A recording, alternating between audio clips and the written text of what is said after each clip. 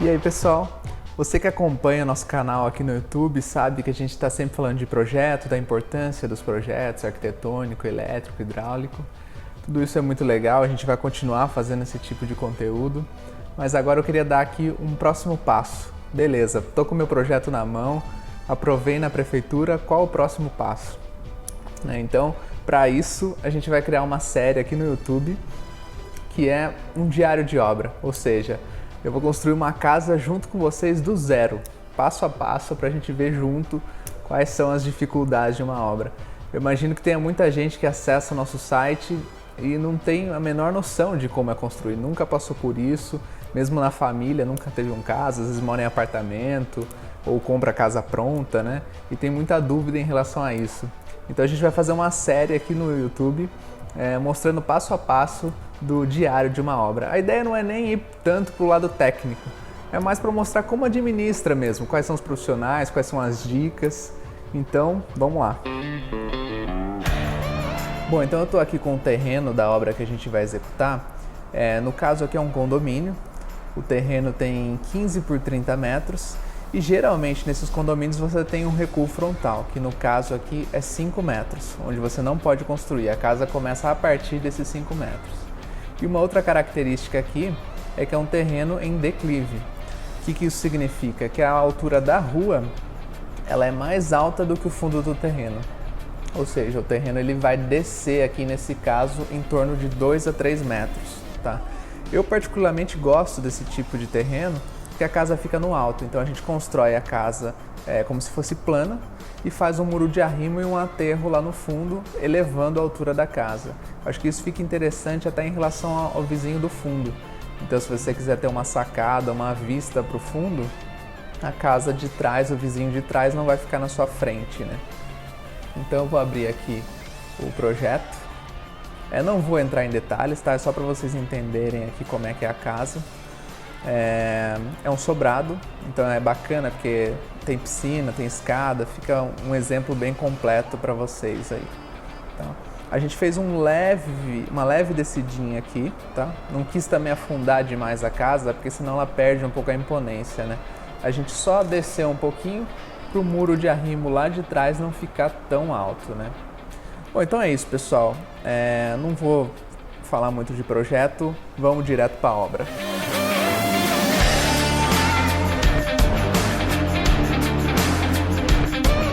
Fala pessoal, tô chegando aqui no terreno para mostrar para vocês, mas eu queria falar rapidinho aqui. Vocês sabem que existem basicamente 3 formas de você gerenciar a construção de uma obra, né? Você tem a figura da construtora, que o cara cuida tudo para você, da mão de obra, da compra dos materiais. Você tem a empreiteira, que é um meio termo ali, né? Ela geralmente toma conta mais da mão de obra e a parte de compra de materiais eles até ajudam, mas você ainda tem que ir lá comprar, pagar, né? E tem a terceira forma, que é onde você gerencia a obra como um todo. Você tem que escolher os profissionais e você tem que escolher as lojas. Tá? Não existe o que é melhor, o que é certo, o que é errado. Eu acho que isso vai muito do perfil de cada um, né? Mas eu pessoalmente gosto da ideia do dono da casa participar de tudo. Então se você tiver tempo, se você tiver ali um pouco de disciplina, eu acho que vale a pena você participar da gestão da obra, tá? E acho até que você pode economizar mais. Se você souber como fazer, você, na minha opinião, sai mais barato do que das outras formas. Queria até aproveitar para falar aqui sobre projeto estrutural, porque muita gente fica na dúvida se faz ou não, né? E é a mesma história do projeto elétrico e hidráulico, né? A gente sempre recomenda os nossos clientes a fazer.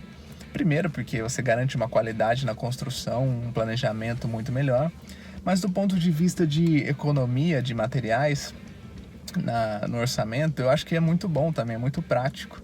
Então, por exemplo, você vai fazer a ferragem da casa, que hoje é uma das coisas mais caras que tem, né, ali no começo, fazer o orçamento da ferragem. Se você tem um projeto estrutural, fica muito fácil você só pegar o projeto e mandar para as lojas, eles fazem a cotação e te mandam, e você compara com a loja mais barata. Agora, se você não tem a lista de materiais, você vai ter que pedir para o pedreiro fazer isso, ele vai fazer de uma forma muito estimada, né? Não vai ter muita precisão. e acaba que sempre dá problema, tá? Então acho que vale muito a pena. E o segundo ponto é que se você não tem estrutural, você acaba ficando com um certo receio da qualidade da estrutura e exagera na ferragem, exagera no concreto.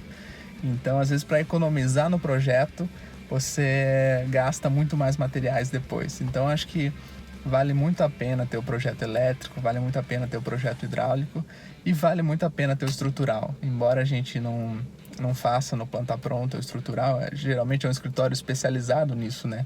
Um engenheiro calculista que faz o estrutural. Ele pega o arquitetônico e faz o estrutural em cima do arquitetônico. A gente sempre recomenda, eu acho que você não vai se arrepender. Bom, acho que é isso. Chega de conversa, vamos conhecer o terreno. Bom, pessoal, chegando aqui então no terreno. Aqui, você não, olhando assim, não dá para ter a noção do tamanho do declive, né?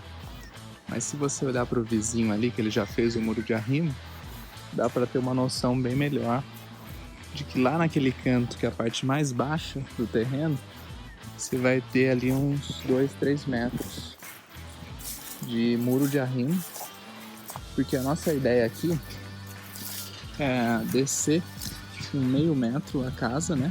A descida para a garagem desce um meio metro acompanhando o terreno, e depois o resto da casa ela fica plana inteirinho, então a gente tem que aterrar esse fundo aqui. Mais ou menos o que o vizinho fez ali, só que provavelmente o muro dessa casa não vai ficar tão alto quanto o que ele fez ali. A gente quer deixar um muro um pouquinho mais baixo no fundo para ter uma vista para a paisagem. Por exemplo, imagina essa casa aqui, ó. Ela está na mesma situação, ela tem uma sacada lá e a vista passa por cima das casas de baixo, então ele consegue ver o fundo lá por cima da casa do vizinho de trás. Então eu acho que é bacana. Eu prefiro estar em cima e fazer o aterro do que, por exemplo, estar na casa de baixo que tem que cortar o terreno, né? Bom, e o primeiro passo que a gente teve aqui na obra foi fazer essa parte aqui de ligação de energia, água e esgoto, né?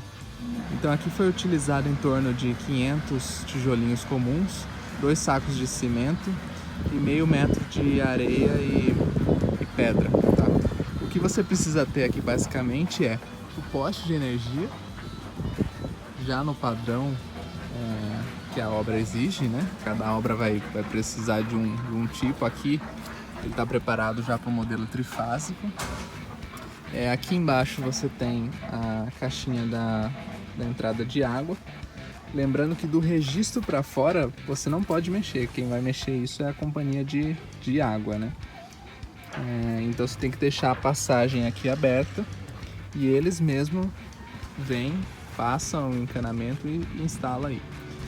E no caso do esgoto, você precisa ter a caixa de esgoto, mas nesse caso do terreno, como ele é um declive, o esgoto ele sai lá no fundo do terreno, já está até lá o encanamento que o vizinho de baixo já deixou, então ele passa por baixo do vizinho de trás e vai sair na rua de baixo, beleza? Então o primeiro passo é basicamente esse. Bom, então a gente já pediu a ligação da energia, água e esgoto, estamos esperando fazer a ligação. Enquanto isso a gente já está cotando a parte das máquinas que vão abrir o alicerce, né, fazer o furo das estacas, e orçando também ferragem, concreto. Então fiquem ligados, a gente está só começando, estamos no aquecimento ainda. Fica ligado nos próximos episódios que a obra está só começando. Valeu pessoal, até a próxima.